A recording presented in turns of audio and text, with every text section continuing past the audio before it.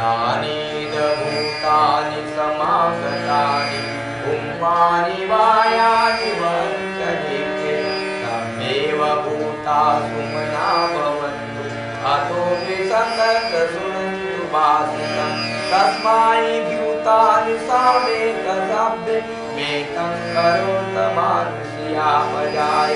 दिवाकरस्तोत्रहरन्ति एव तस्मै निरक्षतमत्ता यं किञ्चिवित्तं विद्वाहुरं वा सखेषु वायं रतनं पणेनं तनो समं अतितथागतेन इदं विबुद्धेन तनं पणेनं एतेन सञ्चेन सुहसि होतु वनपगुम्मे यथा पुष्टिदग्गे किम्मानमासे पणमस्मि गिम्मे अनुपमं धम्मवरन् अधीसि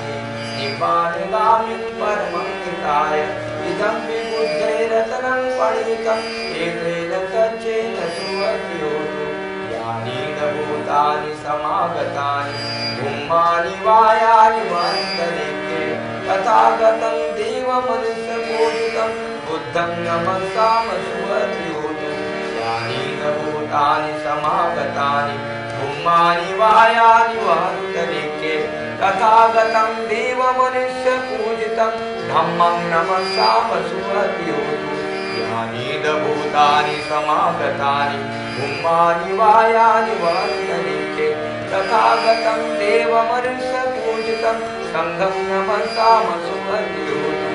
सम्मन्तासर्गवादेषु अत्रागच्छन्तु देवता सद्धम्मं मुनिराजस्य शृण्वन्तु सत्समुपदम् धम्मश्रवणकारो अयं वदन्ता धम्मश्रवणकारो अयं वदन्ता धम्मश्रवणकारो अयं वदन्ता भवतु सर्वमङ्गलं रक्षन्तु सर्वदेवता सर्वबुद्धानुभावेन सदा सुखी भवन्तु ते भवतु सर्वमङ्गलं रक्षन्तु सर्वदेवता सर्वधर्मानुभावेन सदा सुखी भवन्तु ते भवतु सर्वमङ्गलं रक्षन्तु सर्वदेवता सर्वसंसारभावेन सदा सुखी भवन्तु ते न कथयत्कभूतानं पापघनिवारणा परित्तसानुभावेन हन्तु सभ्योपदवे सभीतियोर्वज्जन्तु सम्बरोगो विनशतु माते भवत्वन्तराय सुखीनिकायो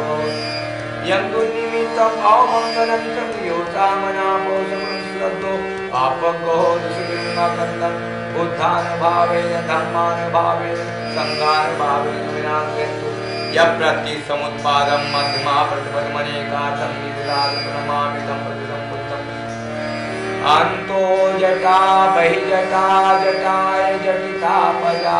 तं तं गोतमपुच्छामि कोयिमं विजटियं जटं तीरे परिन्दाय नरोषपय्यो चित्तं परिवृन्तभावयम् आगामि निपुको विभु कोयिमं विजटियं जटम्